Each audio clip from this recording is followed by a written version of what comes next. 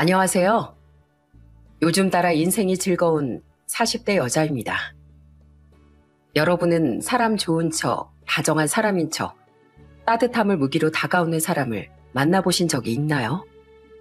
척하는 사람은 당연히 걸러내야 할 사람이지만 사실 까보지 않고선 그게 척인지 진심인지 모를 일입니다. 제게도 그렇게 다가왔던 사람이 있었습니다.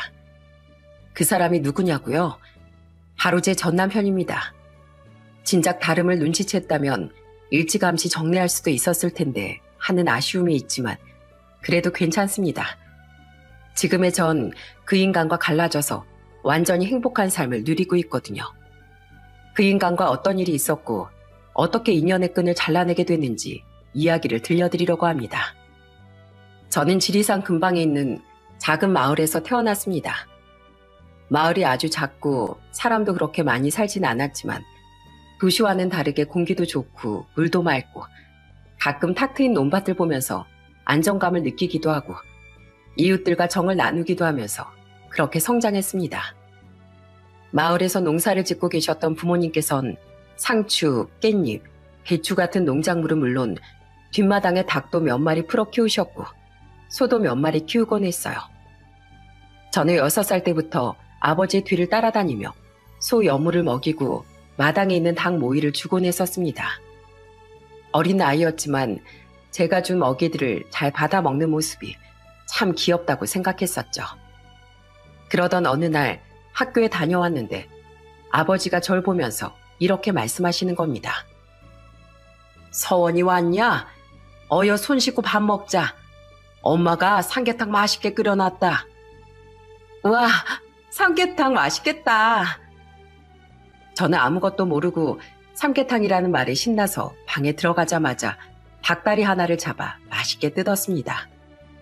어머니는 제가 맛있게 잘 먹는 모습을 빤히 보시더니 웃으시면서 이렇게 말씀하셨어요.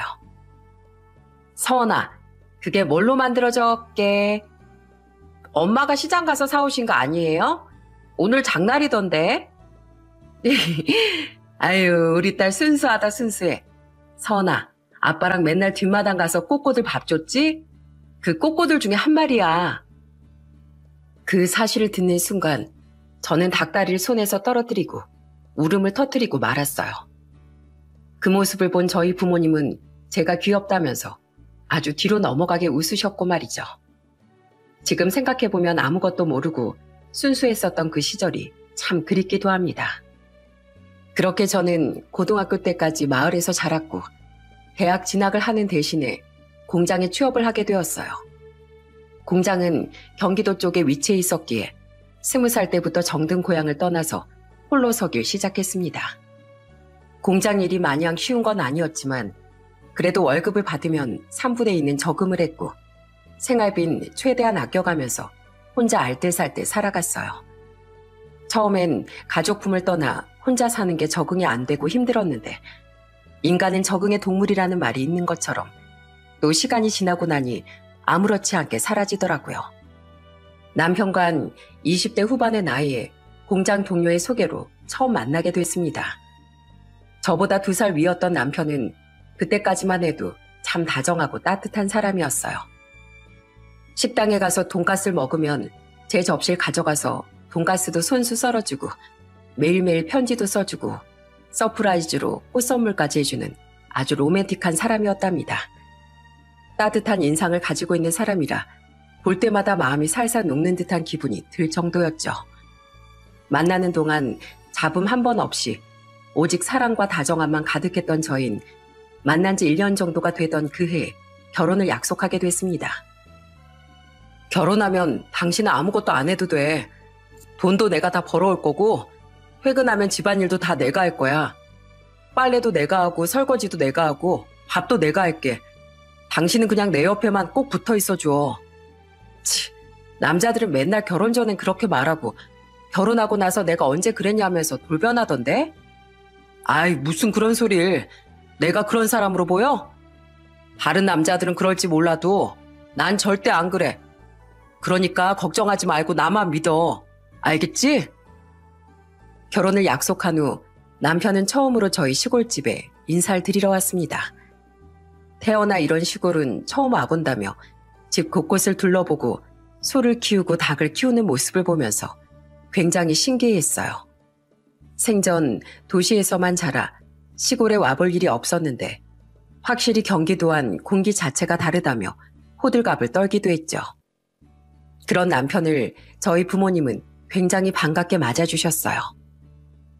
아이고, 어서 와요. 먼 데서 여기까지 온다고 힘들었죠? 우리가 좀 외진 데 살아가지고 도시에 살았음 올 때도 편하고 좋았을 텐데 미안해요. 아닙니다, 어머님. 하나도 안 힘들었습니다. 여기 오니까 아주 눈이 트이고 코가 뻥 뚫리는 기분인데요. 너무 좋습니다. 말도 참 예쁘게 하는구먼. 어서 식사부터 하지. 집사람이 특별한 손님 온다고 닭 잡아서 백숙 맛있게 끓여놨어. 네? 닭을 직접 잡으셨다고요? 어떻게? 원래 우리같이 시골 마을에 사는 사람들은 귀한 손님 오면 뒷마당에 있는 닭 잡아다가 백숙 끓이고 그래. 이제 우리 집안 식구 되면 이런 거 가끔씩 보게 될 거야. 자네 온다고 닭도 크고 실한 놈으로다가 잡았으니까 닭다리 시원하게 뜯고 가게. 어머니는 남편이 온다며 뒷마당에서 통통하게 살찐 닭을 잡아다가 맛있게 백숙을 끓여주셨고, 그 사실을 알게 된 남편은 살짝 당황스러운 표정을 지었지만 막상 한 입 먹어보니 맛있었던지 닭다리를 잡고 맛있게 먹더라고요. 직접 잡아 끓여주신 거라 그런지 유명한 삼계탕 가게에서 먹는 것보다 훨씬 더 맛있습니다. 태어나서 이렇게 맛있는 삼계탕은 처음 먹어봤어요. 그래요? 아유, 맛있다니 다행이네. 예전에 우리 서원인 뒷마당에 있는 닭으로 백숙 삶았다고 하니까 먹던 닭다리도 떨어뜨리고선 아주 대성통곡을 했었는데 너 이제 그거 기억도 안 나지? 아이, 엄만 무슨 남편 될 사람 앞에서 그런 얘기를 해. 민망하게.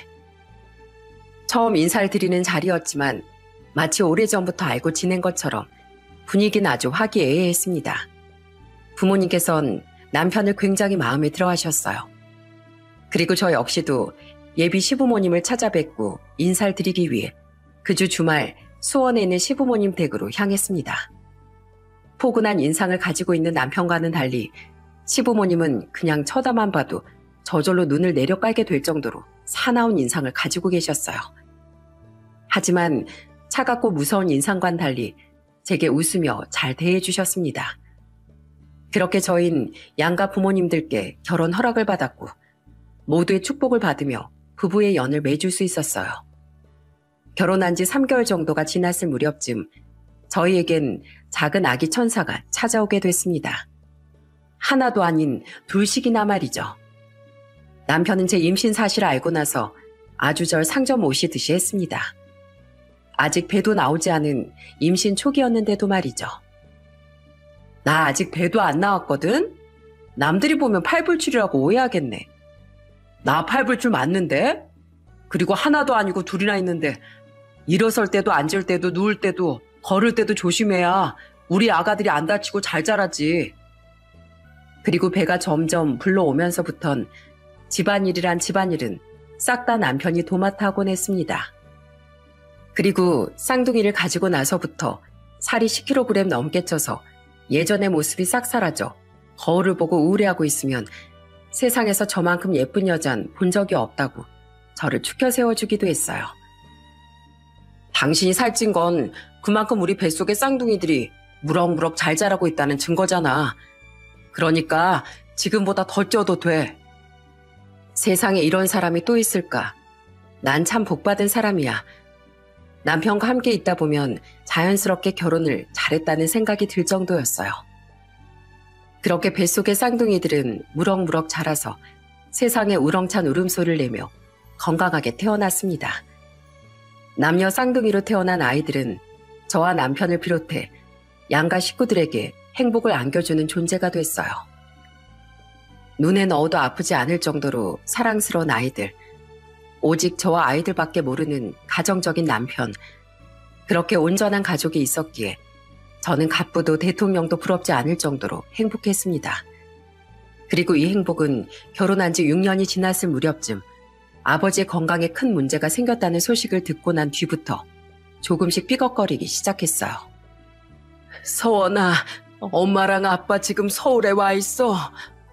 갑자기 서울은 어쩐 일로 오셨어요? 네 아빠가 갑자기 머리가 많이 아프다고 그러는 거야.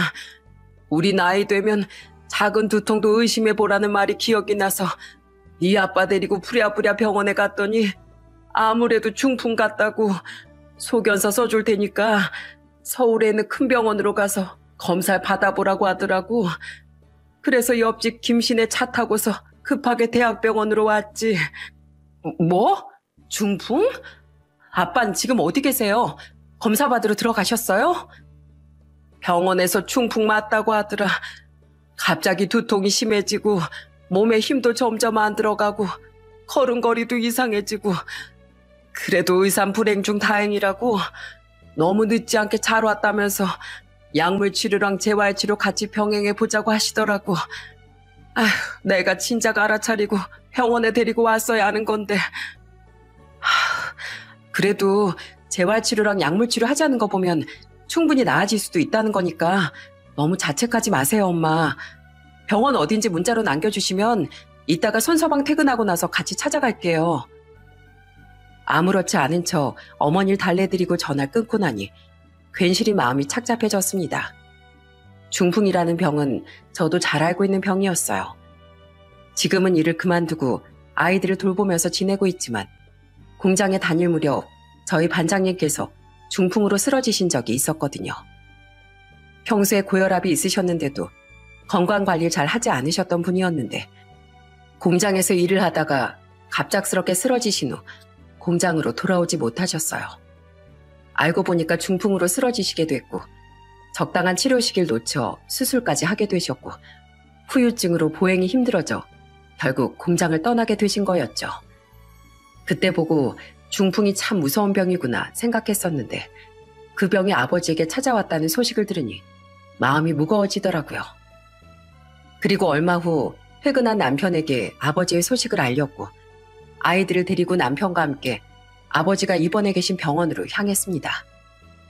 다행히 아버지는 저희를 알아보셨고 의식도 또렷하신 상태셨지만 몸에 힘이 없어 일어서거나 말을 똑바로 하시지 못하셨어요.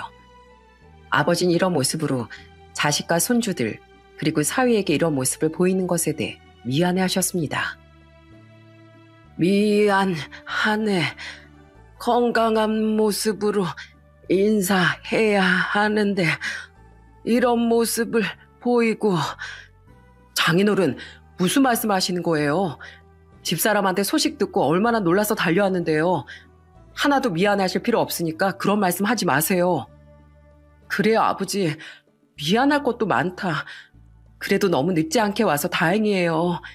밥도 잘 챙겨 드시고 치료도 꼭 잘 받으셔야 돼요. 그래야 우리 손주들도 예전처럼 꼭 안아보죠. 그죠? 아버진 눈물을 흘리시며 고개를 끄덕이셨어요. 그날 밤 저는 집에 돌아와 남편의 품에서 많이 울었습니다. 예전엔 슈퍼맨 같던 아버지가 언제 저렇게 연세가 많이 드셨는지, 흘러간 세월이 야속하기도 하고 아버지 대신 아파줄 수 없는 자식이라 죄송한 마음에 눈물이 저절로 흐르더라고요. 남편은 그런 저를 보면서 아무 말 없이 토닥여줄 뿐이었습니다. 아버지께선 정말 열심히 약물 치료와 재활 치료를 받으셨습니다. 점점 찾아뵐 때마다 좋아지시는 것이 눈에 보일 정도였어요. 약간의 어눌한 발음과 다리의 불편함은 후유증으로 남았기에 어쩔 수 없는 부분이었지만 그래도 이 정도에서 다행이다 하며 조금은 마음을 놓을 수 있었어요. 생각지도 못했던 아버지의 투병이 제 인생에서 마주한 제일 큰 고비이길 바랬습니다. 누구에게든 힘든 일이 찾아오기 마련이지만 그래도 이왕이면 앞으로는 제발 행복한 일들만 가득하길 두 손 모아 간절히 바랬어요. 그리고 시간은 흐르고 흘러 쌍둥이 아이들이 초등학교에 들어가고 결혼 9주년을 맞이한 어느 날 여느 때와 같이 출근한 남편이 몇 시간 지나지 않아 벼랑간 커다란 박스를 들고서 다시 집으로 들어왔습니다. 저는 그 모습을 보고서 깜짝 놀라 남편에게 물었어요. 당신 오늘 반차 썼어? 그 박스는 다 뭐야? 나 정리해고 당했어. 요즘 회사 재정이 많이 어렵다나 봐. 오늘 나 포함해서 9명이나 짐 싸서 나갔어. 이제 뭐 최소 인원으로 운영될 거라나 뭐라나. 뭐? 정리해고? 아니 무슨 이런 경우가 다 있대. 진작 말이라도 좀 해주던가. 어이없는 회사네 정말. 남편이 상자를 들고 일찍 퇴근한 이유는 바로 정리해고를 당했기 때문이었습니다. 남편이 그동안 얼마나 회사에서 힘들게 일했었는지 알고 있었기 때문에 너무나 화가 났어요. 적어도 일찍 통보를 해줬으면 다른 회사에 갈 수 있게끔 준비라도 했을 텐데 갑작스럽게 벌어진 일이라 남편도 적잖게 당황한 것 같았습니다. 너무 걱정하지 마 여보. 내가 집에서 마냥 먹고 놀지만은 않을 거라는 거 잘 알지? 애들 교육비도 벌어야 하고 또 식비랑 생활비도 벌어야 하고 빨리 자리 잡을 테니까 조금만 기다려줘. 남편은 그날부터 이력서를 준비해 이곳저곳에 면접을 보러 다니기 시작했습니다. 한 직장을 오래 다닌 덕분에 면접을 보러 다니는 족족 좋은 결과를 받아왔지만 이상하게도 남편은 직장에 새로 들어갈 때마다 일주일, 길면 한 달 정도 만에 퇴사를 하곤 했어요. 쉽게 말해 입사와 퇴사를 밥 먹듯이 반복했던 거죠. 처음엔 회사가 잘 안 맞나 적응을 잘 못했나 싶은 마음에 아무 말 하지 않았는데 이게 반복되다 보니까 저도 슬슬 짜증이 나더라고요. 9년 동안 알고 지냈던 남편의 모습이 아니어서 당황스럽기도 했고요. 그래서 저는 참다 못해 남편에게 물었습니다. 당신 대체 왜 그러는 거야? 이전 회사에선 10년 넘게 잘 있었잖아. 대체 뭐가 문제여서 이러는 건데? 당신은 공장만 다녀봐서 몰라. 회사원들한테 제일 중요한 게 뭔지. 첫 번째 회사는 복지가 마음에 안 들었고, 두 번째 회사는 분위기 적응하는 게 어려웠고, 세 번째 회사는 그냥 마음에 안 들었는데 예의상 하루 출근해 준 거고, 네 번째 회사는 그걸 지금 변명이라고 하고 있는 거야? 그게 이유가 된다고 생각해? 여긴 이래서 마음에 안 들고 저긴 저래서 마음에 안 든다고 다 때려쳐버리면 어떡해. 당장 책임져야 할 가족들이 있는데. 다른 사람들은 뭐 마음에 들어서 직장생활 하고 있는 줄 알아? 내 입맛에 맞게 100% 만족할 수 있는 회사는 대한민국 어디에도 없어. 무작정 화만 내지 말고 나 좀 기다려주라. 어? 좋은 회사 오래 다니려고 이러는 거니까 조금만 기다려달라고. 걱정스러운 마음에서 한마디 한 것뿐인데 남편은 되려 제게 큰 소리를 치더라고요. 원래 이런 사람이 아니었는데 갑자기 이렇게 성격이 변하니 적잖게 당황스러웠습니다. 그렇지만 한편으론 본인도 힘들 텐데 옆에서 너무 닥달을 했나 싶은 마음에 미안해지기도 하고 이래저래 복잡한 마음이 들더라고요. 아이들은 초등학교에 들어갔고 앞으로 나갈 생활비는 늘어만 갈 텐데 남편이 자리를 잡지 못하고 있으니 나도 일을 해야겠다 싶은 생각이 들었어요. 경력이라곤 공장에서 일한 것 하나밖에 없었지만 그래도 주부가 할 수 있는 게 있지 않을까 싶은 마음으로 열심히 일자리를 찾아보던 어느 날 평소 친하게 지내던 언니에게서 전화가 걸려왔습니다. 언니, 이 시간에 어쩐 일이에요? 서은아, 너 전에 일 구하러 다니는 중이라고 했었지? 네. 어릴 때 아르바이트 좀 해볼 걸 그랬어요. 이리저리 이력서를 넣어도 면접 오라는 곳이 한 군데도 없는 거 있죠? 그래? 그럼 너 우리 가게에서 일할래? 마침 우리 가게에서 일하던 애 하나가 갑자기 그만두게 됐거든. 이거 사람 구하려면 한참이겠는데 싶었는데 마침 네가 딱 생각이 나는 거 있지? 내가 연락 잘했네. 네? 언니, 그런데 저 공장 다닌 거 빼면 정말 아무것도 없어요. 언니 가게 많이 바쁘지 않아요? 그러다 보면 제가 실수도 많이 할 텐데. 얘는 내가 뭐 아무것도 안 알려주고 무작정 일부터 하라고 할까 봐 그러니? 걱정하지 마. 내가 하나하나 다 알려줄 테니까. 그리고 사람은 누구나 실수해. 완벽한 사람 없어. 나도 하고 우리 직원들도 다 하는 게 실수인데 뭘 그런 거 가지고 벌써부터 걱정을 사서 하고 그래. 걱정하지 말고 내일부터 당장 나와서 일해. 내가 처음부터 끝까지 꼼꼼하게 다 알려줄 테니까. 언니는 유명한 매운 등갈비찜 가게를 운영하고 있었습니다. 이미 맛집으로도 수차례 방송을 탔고 그만큼 손님이 많아서 평일이고 주말이고 할 것 없이 문전성시를 이루는 유명한 가게였죠. 언니의 제안에 저는 살짝 고민을 하다 저에게 좋은 경험이 될 것 같아서 해보겠다고 말했어요. 남편에게도 내일부터 가게에 나가 일을 하게 됐다고 말하니 잘 됐다고 아주 좋아라 하더라고요. 좋은 기회 잘 잡았네. 누가 그러는데 요즘은 맞벌이 시대라고 하더라. 나 혼자 벌어선 애 둘 절대 못 키운대. 이왕 하는 거 열심히 해봐. 그렇게 저는 전화를 받은 다음 날부터 그 언니네 가게에서 일을 하기 시작했습니다. 근데 첫날부터 손님이 정말 장난 아니게 많더라고요. 맛집 줄을 기다려보긴 했어도 직접 일을 해보진 않았었기에 정말 눈코 뜰 새 없이 바쁘다는 게 이런 거구나 하는 걸 몸소 느낄 수 있었습니다. 그래도 바쁘니까 다른 생각을 할 틈이 없었기에 오히려 더 좋다고 생각했어요. 언니네 가게에서 일하는 동안 많은 변화가 찾아왔습니다. 첫 번째는 졸지에 제가 가게 종업원에서 사장이 됐다는 것이었어요. 언니는 아주 오래전부터 체인점을 꿈꾸고 있었는데 제가 일하는 걸 보니 얘한테 맡기면 딱이겠다 하는 생각이 들었다고 하더라고요. 성공하면 좋은 거고 실패해도 경험인 거라고 하잖아.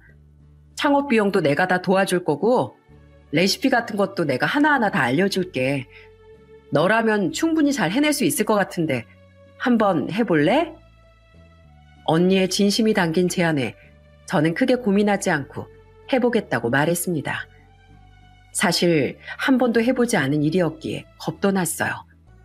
하지만 죽이 되든 밥이 되든 한 번은 부딪혀보고 싶더라고요. 남편도 하고 싶으면 한번 해보라고 말했습니다. 그래서 저는 6개월이라는 시간 동안 일을 하면서 언니에게 열심히 레시피를 배운 후 체인점을 오픈하게 됐어요. 물론 처음부터 손님이 많았던 건 아니었습니다. 원조만한 시리즈를 본 적이 없다고 시작부터 편견을 가지고 보시는 분들도 있었어요. 처음엔 파리만 잔뜩 날렸지만 나중엔 광고도 하고 인터넷을 통해서 따로 홍보도 하니 그제서야 손님들이 하나 둘씩 모여들기 시작했습니다. 특히 언니가 기존에 운영하던 가게 등갈비찜 레시피보다 훨씬 더 맛있게 매운 레시피를 연구해서 판매하니 일명 매운맛 매니아 손님들이 저희 가게 정말 많이 찾아주시더라고요. 그리고 손님들은 식사를 마치고 나가실 때마다 꼭 이런 말씀을 남겨주셨어요. 여기 등갈비찜은 이상하게 매력이 있어요. 뭐랄까, 눈물이 찔끔 날 정도로 매운데 멈추지 못할 중독성을 가지고 있달까? 아무튼 다른 등갈비찜이랑은 엄청 차이가 있는 것 같아요. 사장님, 너무 맛있어요. 레시피만 따로 공유해달라고 부탁드리고 싶을 정도로요. 맛있게 맵고 중독성 있는 맛으로 입소문을 탄 저희 가게는 점점 손님들이 늘어가면서 조금씩 바빠지고 있었습니다. 그리고 두 번째로 제가 가게 사장이 되면서부터 남편은 완전히 직장을 그만두고 백수 생활을 시작하게 됐다는 것이었어요. 하루가 멀다 하고 친구들을 만난다며 집을 나가 밤늦게 들어왔고 주말엔 낚시를 하러 다니곤 했습니다. 그런 남편을 지켜보면서 아무 말도 하지 않았던 전 결국 남편에게 언성을 높이고 말았어요. 난 하루하루 뼈가 부서져라 일하면서 돈 벌어오는데 당신은 하라는 일은 안 하고 매일같이 술 마시고 돌아다니고 주말엔 애들이랑 좀 놀아주라니까 그마저도 하기 싫어서 맨날 낚시며 등산이며 밖으로만 돌고 그러고 살고 싶냐? 애들 보기 미안하지도 않아? 나도 10년 넘는 시간 동안 거의 쉬지도 않고 일만 했다고. 난 뭐 평생 일만 하다가 죽어야 하냐? 그리고 내가 벌어서 모아둔 돈 내가 마음대로 쓰겠다는데 당신이 왜 난린데? 내 돈 내가 쓰는 거니까 신경 좀 꺼. 그래, 당신 말이 맞아. 자기 돈 자기가 마음대로 쓰겠다는데 내가 뭐라 할 것도 못 되네. 우리 이제부터 각자 돈은 각자가 알아서 쓰고 신경 끄자고. 내 돈은 내가 알아서 쓰니까 신경 쓰지 말라는 소리를 듣는데 딱 거기서 맥이 풀려버리는 것 같았어요. 그동안 제가 알아왔던 남편의 모습은 다 꾸며진 모습이었고 지금 내가 보고 있는 이 모습이 진짜 모습이구나 하는 생각이 들더라고요.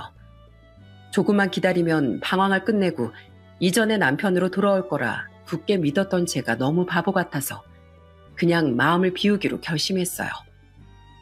그렇게 5년이라는 시간이 흘렀고 어느덧 아이들은 중학교에 입학했습니다. 가게는 이전보다 훨씬 더 잘 되어 이제는 본점과 비교할 수 있을 정도로 많은 손님들이 찾아오는 맛집으로 자리를 잡게 됐어요. 5년 동안 많은 것들이 변했지만 단 하나 남편만은 변하지 않았습니다. 여전히 무능한 백수였고 여전히 집보단 바깥을 좋아하는 사람과 함께 살고 있었죠. 매미 울음소리가 지천에 깔린 무더운 여름, 텔레비전이고 인터넷이고 가릴 것 없이 기사 일면을 차지했던 이슈가 있었습니다. 다름 아닌 역대 최강으로 남을 태풍이 한국에 직접적인 영향을 미칠 것이라는 내용이었죠. 이 정도 이슈를 가지고 있는 태풍이라면 부모님이 거주하고 계신 산간지역은 당연히 위험할 수밖에 없다 싶어 걱정이 앞서더라고요. 아버진 거동도 불편하신데 괜찮으실까 싶은 마음에 걱정되어 기사를 보자마자 어머니께 전화를 드렸죠.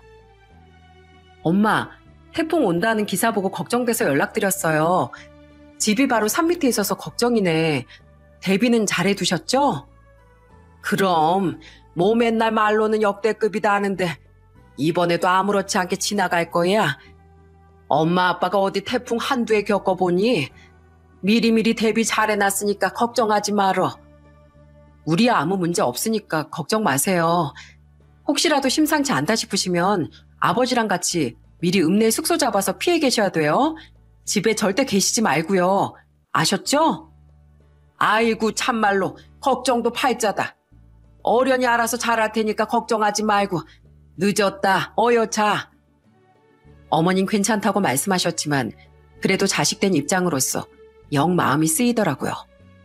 하지만 산골 마을에서 지내면서 강한 태풍들을 여럿 겪어보셨기에 이번에도 그저 큰 피해 없이 조용히 지나갈 거라 생각했어요.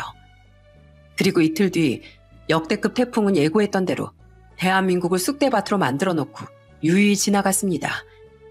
시골 쪽으로 집중호우가 일어난 바람에 폭우에 홍수가 일어났고 전국적으로 수천 명의 이재민들이 생겨났으며 목숨을 잃은 사람들, 실종된 사람들까지 정말 눈으로 봐도 피해가 막심한 듯 보였어요. 그 모습을 보고 부모님 걱정에 계속해서 전화를 걸었지만 몇 통을 걸어도 전화를 받지 않으시더라고요. 머릿속으로 최악의 상황까지 그리며 부모님이 사시는 곳으로 내려가야겠다고 다짐한 순간 극적으로 어머니와 연락이 닿았습니다. 엄마, 괜찮아요? 어디 다치신 데는 없어요? 동네 이장 덕분에 잘 피했어.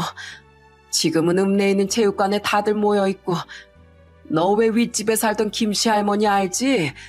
너 엄청 예뻐하셨던 김씨 할머니 산사태 일어나서 집에서 나오지도 못하고 돌아가셨어. 내가 70년을 넘게 살았어도 이런 비는 처음 본다. 아휴, 이게 대체 무슨 일인지 원. 집은 괜찮아요? 아무 문제 없어요? 집은 당연히 다 무너졌지. 소도 다 물에 떠내려가고 멀쩡히 살아있어도 돌아갈 집도 없고 밭도 축사도 싹 다 사라져버렸으니.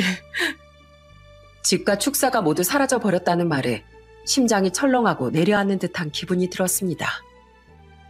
뉴스에서 보던 이재민 중 하나가 저희 부모님이라는 사실에 가만히 보고만 있을 수는 없겠다는 생각이 들었어요.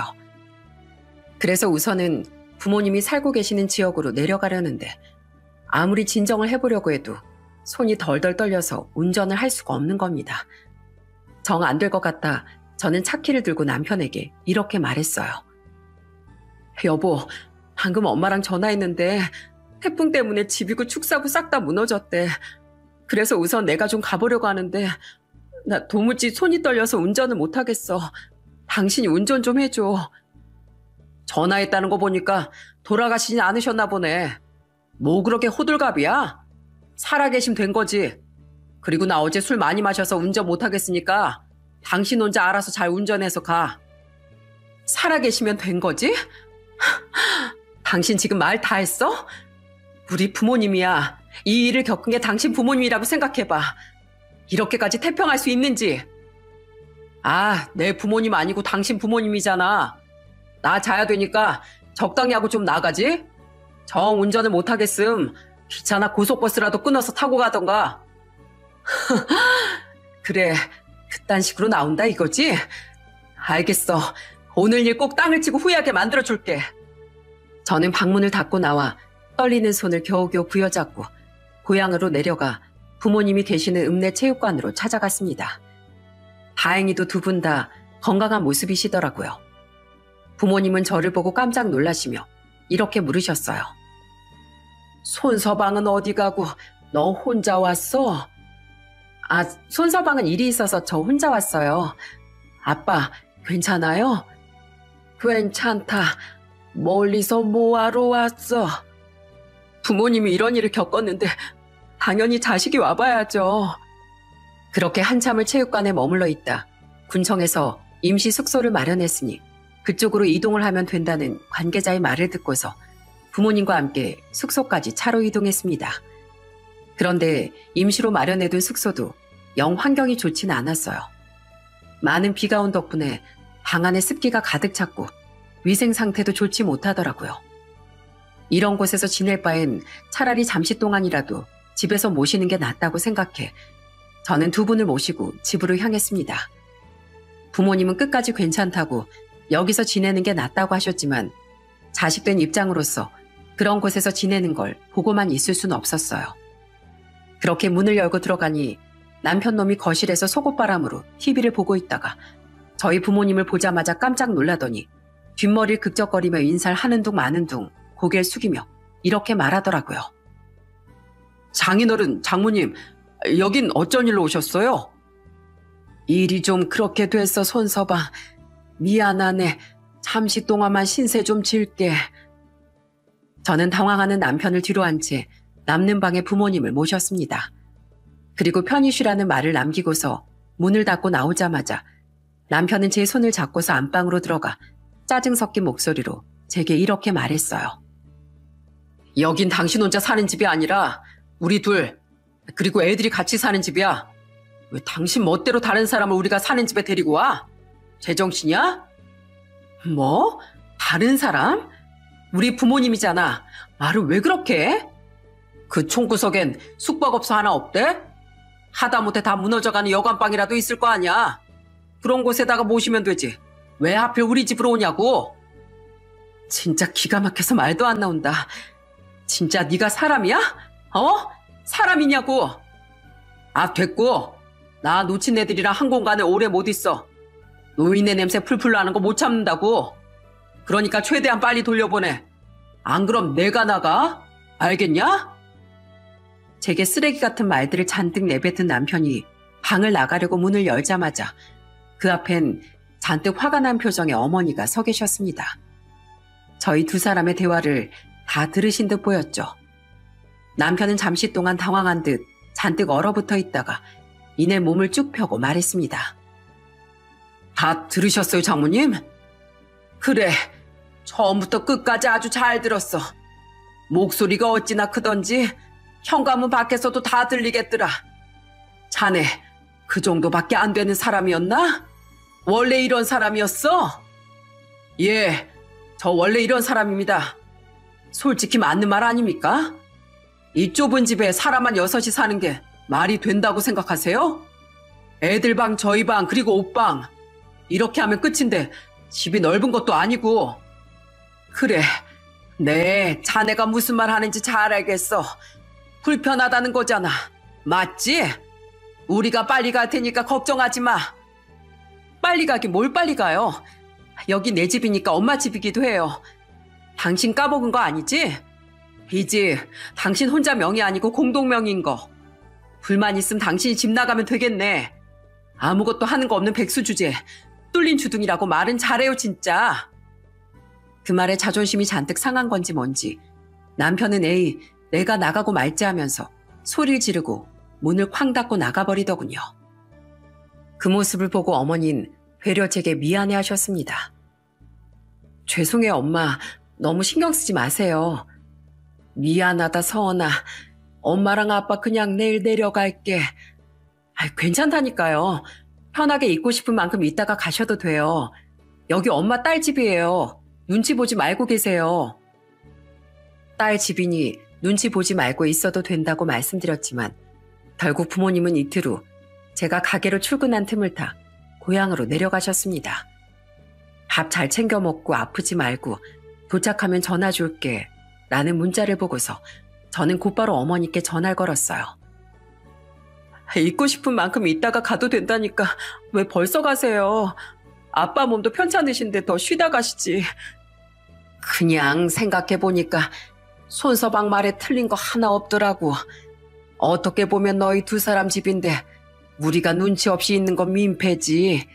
그래서 그냥 내려왔어. 예, 버스다. 시끄러우면 안 되니까 이만 끊자. 분명 남편이 제가 집을 비운 동안 무슨 말을 한 것 같았습니다. 너무 화가 났는데 또 동시에 부모님이 걱정이 돼서 견딜 수가 없더라고요. 어떻게 할 수 있는 방법이면 없을까? 손님을 받는 와중에도 곰곰이 생각해보니까 내가 모시고 살 수도 없고 머무를 곳도 마땅치 않은 상황이라면 차라리 집을 해드려야겠다고 마음을 먹었습니다. 저도 5년 동안 장사를 해왔고 그동안 꾸준히 돈을 모아왔기에 부모님께 집을 마련해 드릴 정도의 여유는 있었거든요. 그래서 하루가 멀다 하고 부모님이 거주하고 계시는 지역의 부동산에 이 정도 가격의 매물이 있는지 전화를 돌렸고 좋은 곳이 있다고 하면 일정을 잡고 보러 가기로 약속을 잡았어요. 퇴근하고 집에 와서도 계속 부동산과 연락을 하고 있으니 남편 놈이 기가 찬다는 듯 피식 웃더니 제게 이렇게 물어보더군요. 당신 설마 장모님이랑 장인어른 집해드리려고 그렇게 하루 종일 부동산이랑 전화하고 있는 거 아니지? 맞는데 왜? 뭐 문제되는 거라도 있어? 아니, 왜 내 허락도 없이 그렇게 하는데? 당신은 내 허락 없이 술 먹고 사람 만나고 다 만나고 하잖아. 근데 내가 왜 당신 허락을 맡아야 돼? 우리 각자 돈 각자 알아서 쓰기로 하지 않았었나? 내 돈으로 내가 알아서 집 구해드리려고 하는 거니까 당신이 신경 꺼. 내가 차마 이런 말까지는 안 하려고 했는데 당신 부모도 참 한심하다 한심해. 아니, 그 나이 먹고 모아놓은 돈 한 푼 없대냐? 나 같으면 쪽팔려서 자식이 집 구해준다고 해도 마다하겠다. 저는 그 소리를 듣자마자 마시고 있던 주스를 남편의 얼굴에 끼얹어 버렸습니다. 화가 치밀어 올라 몸이 부들부들 떨릴 정도였어요. 어떻게 제 부모님을 저 따위 말로 욕되게 할 수 있는지 이해가 가질 않았습니다. 남편 놈은 주스 세를 맞고 정신을 못 차리고 있더라고요. 너란 인간 시간이 지나면 지날수록 바닥을 보이는구나. 그래, 어디까지 밑바닥을 보이나 보자 했더니 진짜 이젠 더 내려갈 곳도 없겠다. 야, 우리 애들이 너 같은 놈을 아빠로 두고 있다는 게 불쌍할 정도야. 아빠라는 사람이 이 모양 이 꼴아진데 도대체 뭘 보고 배우겠어? 뭐? 이게 진짜 말이면 단줄하나?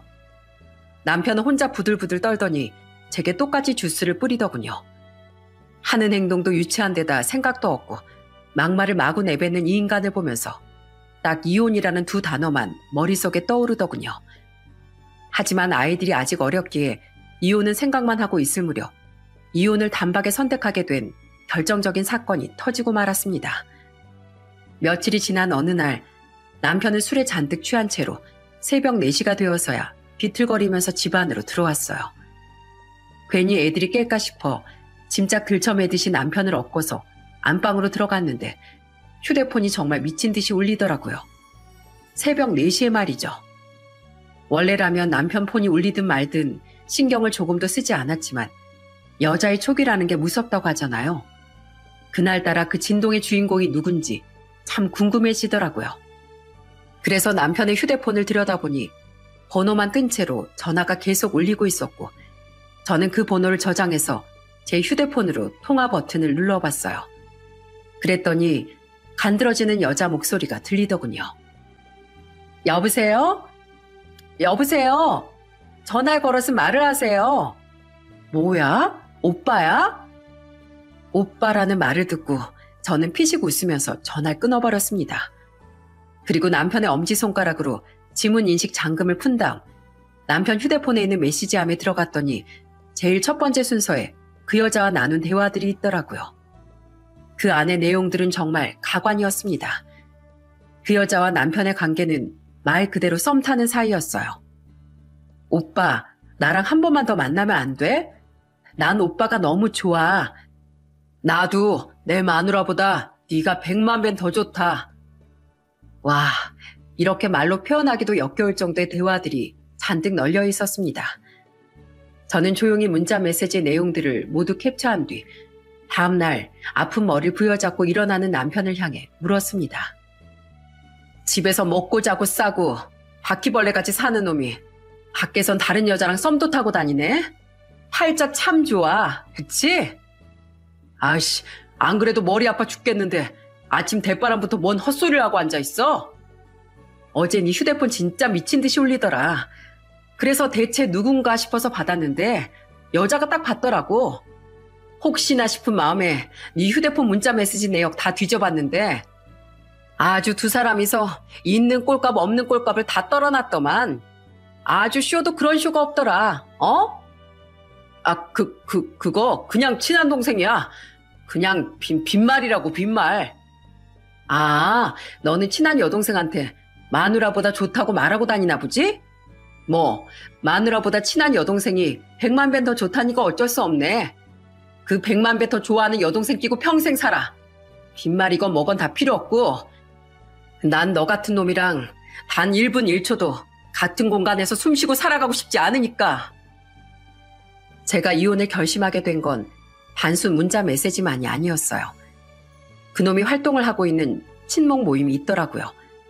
저는 단순히 낚시나 게임 등등 건전한 모임인 줄 알고 있었는데 모임 이름이 외롭고 쓸쓸한 4050 모여라 인 거 있죠? 딱 그 이름을 보는데 제가 이런 놈이랑 10년 넘게 살았다는 사실에 자괴감이 밀려오더라고요. 그래서 더 이상 이혼을 미룰 수 없다고 생각했어요. 아이들의 미래를 위해서라도 말이죠. 그 인간과 갈라서기 전 시댁에도 남편이 어떤 만행을 저지르고 다녔는지에 대해 낱낱이 말씀을 드렸습니다. 그랬더니 어떤 대답이 돌아왔는지 아십니까? 아마 들으면 여러분도 기가 막히실 겁니다. 예, 넌 네가 속이 좁은 거라고 생각은 안 해봤니? 그딴 거 가지고 이혼할 거면 세상 모든 사람들 다 이혼남 이혼녀 되겠다. 하여간에 결혼하기 전부터 알아봤어야 했어. 성격도 예민하고 쫌생이 같아가지고선. 예, 남자한테 그렇게 하는 것도 집착이야, 집착. 너무 집착하면 남잔 당연히 밖으로 돌게 돼 있어. 어머님, 낮이고 밤이고 술 처먹고 돌아다니고 일은 안 하고 돈만 쓰고 돌아다니는 주제에 다른 여자한테 마누라보다 좋다고 말하는 인간이 정상이에요? 게다가 저희 부모님한테도 니네 부모님이라고 말하면서 그 나이 먹고도 돈 한 푼 모아놓은 거 없다고 한심하다고 하는 사람이에요. 생각도 없고 상식도 없고 나아질 기미도 안 보이는 사람을 제가 왜 데리고 살아야 할까요? 예, 그럼 니네 부모님을 니네 부모님이라고 말하지. 그럼 뭐라고 말하니? 우리 아들이 맞는 말 했구만 뭘. 그리고 그런 소리를 듣기 싫었음 네가 좀 잘하지 그랬어. 이게 다 네가 부족해서 그런 거야. 네가 잘했어 봐라. 내 아들이 이렇게 밖으로 돌고 너한테 그런 막말을 했겠는가? 어쩜 그 나물에 그 밥이라는 말이 딱 어울리네요. 모자끼리 어떻게 수준이 이렇게 딱 들어맞는지. 네, 알겠습니다. 제가 못했다고 생각하시니 잘나신 아드님 그대로 반품해드릴게요. 그렇게 저희는 뒤도 돌아보지 않고 이혼했습니다. 그 인간도 어지간히 저와 갈라서고 싶었던 모양이었어요. 재산 분할부터 시작해서 양육권도 제가 가져간다고 말하니 군말 없이 바로 넘겨주는 거 있죠? 재판이 끝나고 법원을 나서던 길 아이들이 아빠하고 불렀지만 그 인간은 뒤도 안 돌아보고 사라졌습니다. 마지막까지 참 쓰레기 같은 인간이구나 싶었어요. 이혼 후 부모님께는 읍내에 있는 신축 아파트를 구해드렸습니다. 직접 가서 봤는데 생각보다 깔끔하고 두 분이서 살기에 딱 적당한 크기더군요. 그리고 어머니께선 제 이혼에 대해 이렇게 말씀하셨어요. 잘했어. 살다가 안 맞으면 헤어지기도 하고 그런 거지. 내가 봐도 손서방 그놈은 좀 아닌 듯 싶더라. 태풍 왔을 때 너희 집에 잠깐 있었던 날 기억하지? 그날 우릴 보면서 코를 막고 어휴 노친내 냄새 이렇게 대놓고 말을 하는데 그냥 한 대 확 쥐어박아 버리고 싶더라고. 그런 일이 있었어? 아유 진작 말하지. 그럼 내가 아주 묵사발이 되도록 패버렸을 텐데. 그리고 이제 손서방이라고 부르지도 말고 그놈이라고 불러. 아유, 소름 끼쳐 진짜. 그놈은 이혼하고 8개월이 넘는 시간 동안 아이들을 단 한 번도 보러 오지 않았고 개인적으로 아이들에게 문자나 전화 한 통도 하지 않았다고 하더라고요. 저보다 100만 배 좋다는 그 여자랑 하하호호 하느라 정신이 없겠구나 싶었죠. 그러던 어느 날 아들이 남편의 SNS 계정을 찾아서 보여주는데 그 안엔 앳된 여자와 함께 술을 먹고 골프를 치면서 좋은 시간을 보내는 사진들을 잔뜩 올려놨더라고요. 애들이 볼 거라는 걸 뻔히 알고서도 말이죠. 엄마, 아빠 진짜 너무하는 거 아니야? 어떻게 사람이 이럴 수가 있어? 최악이야 진짜. 여러분, 이혼한 지 8개월 만에 다른 여자와 행복한 시간을 보내는 걸 전시하는 전 남편 이해하실 수 있나요? 마음 같아선 다 때려 엎어버리고 싶었지만 그래도 양육빈 꼬박꼬박 계좌로 입금했기 때문에 다른 여자랑 놀러를 다니든 말든 신경을 쓰지 않았습니다. 그리고 정확히 이혼한 지 2년 가까이 되었을 때쯤 남편에게서 연락이 왔어요. 그 이유가 뭐였는 줄 아세요? 실컷 재밌게 만나던 그 여자와 헤어지고 다른 여자들이랑도 많이 만났는데 아무도 자기를 받아주지 않는다고, 제가 너무 그립다고 연락을 한 거였어요. 그 여자랑 갈라서고 나서 다른 여자들도 막 만나보고 그랬는데 당신처럼 날 진심으로 위해주고 생각해주는 그런 여자가 아무도 없더라. 날 제일 사랑하고 아껴주던 사람은 당신뿐이었어. 내가 그걸 너무 늦게 알았던 거야. 전부 다 내 돈 보고 만나고 꿍꿍이가 있어서 좋아하는 척 했던 거였어. 야, 그걸 이제 알았어? 밖에서 만난 어리고 예쁜 여자들이 미쳤다고 너 같은 거 진심으로 좋아했겠니? 뭔가 뽑아먹을 게 있으니까 만난 거겠지. 너 일회용이야. 한번 단물 빨아먹고 버려지는 껌 같은 존재라고. 넌 딱 그 정도 수준의 여자 만난 거고. 이따위 되지도 않는 소리 짓거릴 거면 전화하지 마. 나 남자친구 생겼으니까. 뭐? 남자친구? 말도 안 돼. 네가 어떻게 날 두고 남자친구를 만나? 절대 인정 못해. 미친 거 아니야? 우리 남남이야. 법적으로 이혼한 사이라고. 내가 남자친구를 만나든 말든 뭔 상관이고 당신이 뭔 자격으로 인정을 한다 만다 거리고 있어? 웃기지도 않네 진짜. 여보, 우리 다시 합치자. 우리 애들을 생각해서라도. 약 먹을 시간 지난 것 같은데 더 헛소리 짓거리지 말고 끊어. 뭔 일 있을 때나 연락하든지 말든지 해. 이를테면 죽을 병에 걸렸다든지 할 때 끊는다. 진짜 제게 남자친구가 생겼냐고요? 당연히 거짓말이죠. 하루 종일 가게 운영하는 것도 바쁜데 무슨 남자친구를 사귀겠어요? 그냥 열받으라고 거짓말 좀 쳐봤는데 진짜로 미쳐서 날뛸 줄은 몰랐네요. 그 이후로도 꿋꿋이 연락이 왔지만 쿨하게 차단하고 제 인생을 즐겁게 살아가고 있습니다. 매달려도 거들떠 보지 않고 반응하지 않는 게 인생 최고의 복수니까요. 이혼을 하고 2년이 지난 지금 제 식당은 더욱 유명해졌습니다. 이제는 저 혼자 감당하기엔 너무 힘들어서 많은 친구들과 함께 즐거운 마음으로 일하고 있답니다. 부모님께서도 새로 마련해드린 집에서 잘 지내고 계시고 아버지도 예전보단 건강이 많이 좋아지셨어요. 명절 때마다 아이들을 데리고 가서 부모님과 함께 즐거운 시간을 보내고 있답니다. 자기 아들이 최고인 줄 아는 전시모는 지금 삼식이 같은 남편을 데리고 사느라 아주 똥줄이 빠질 겁니다. 아마도 제 존재가 그립지 않을까요? 원래라면 며느리가 데리고 살아야 하는 건데 노년을 제대로 즐기지도 못하고 졸지에 아들놈 식모 노릇을 하면서 진땀 빼고 있을 걸 생각하면 아주 웃음이 절로 납니다. 여러분, 있을 때 잘해 후회하지 말고 이 노래 가사 아시나요? 아마 많은 분들이 알고 계실 겁니다. 말 그대로 떠나고 나서 후회해봤자 늦었으니까 옆에 있을 때 잘하라는 의미를 가지고 있는 노랫말이죠. 옆에 있는 사람의 존재를 당연하다 여기지 말고 익숙한 만큼 소중하게 대했으면 좋겠다. 버스가 떠난 후 후회하지 말고 떠나기 전에 제대로 소중함을 깨닫고 살길 바라는 마음에서 사연을 보내게 됐습니다. 제 긴 사연은 여기까지입니다. 모든 분들이 부디 행복하시길 바랍니다.